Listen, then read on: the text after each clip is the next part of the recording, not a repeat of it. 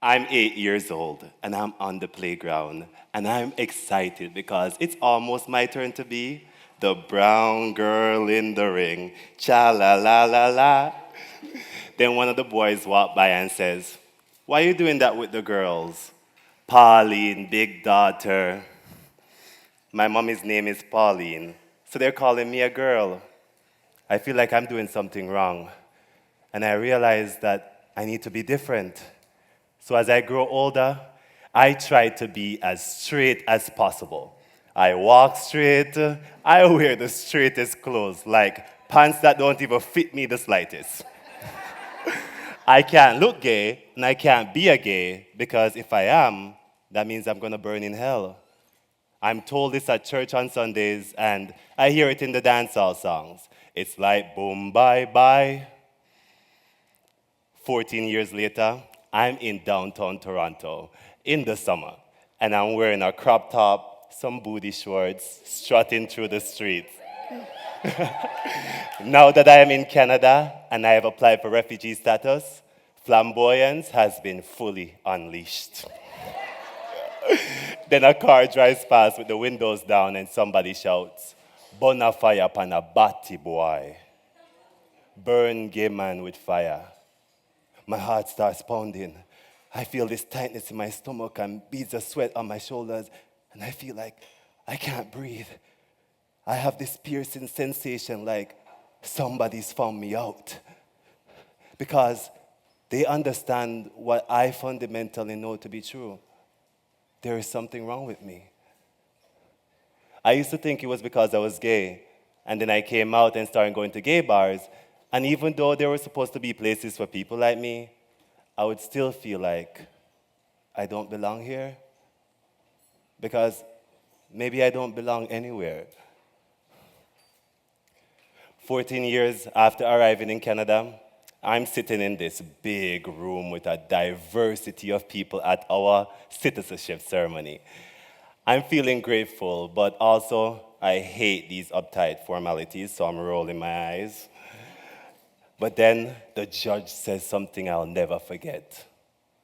Citizenship is not what grants you belonging, no matter where you're from or what you have done. You belong here. Now, go live that way. Tears flood my eyes, my hands are shaking, but I'm not afraid. In his words, I recognized in myself the underdog who risked it all to live in truth. I belong here. I belong everywhere. 2 weeks later, I'm on a bike wearing a purple dress and listening to Beethoven. When I stop at a red light, suddenly I feel an energy to my right, so I turn and I see a guy standing there, swaying slightly with his mouth open. So I pull my headphones out and I say, "Sorry?" And he says, "Bona fire pan a batty boy." My heart starts pounding. I feel this tightness in my stomach and beads of sweat on my shoulders. But straight away, my stomach relaxes and that sweat turns into euphoria. And I'm like, I've been recognized, celebrated. So I turn to him and I say, "Thank you. And is there anything else?" He looks confused and like I'm also confused. Then his friend comes over and says, "Oh, no problems here," and walks him up the street. The light changes, I'm biking along. My body is still heightened, but not frightened. My heart is thumping, but I'm not thinking about danger. All I'm thinking about is how I feel liberated. I realize the judge was right. In order for me to belong wherever I am, I need no validation.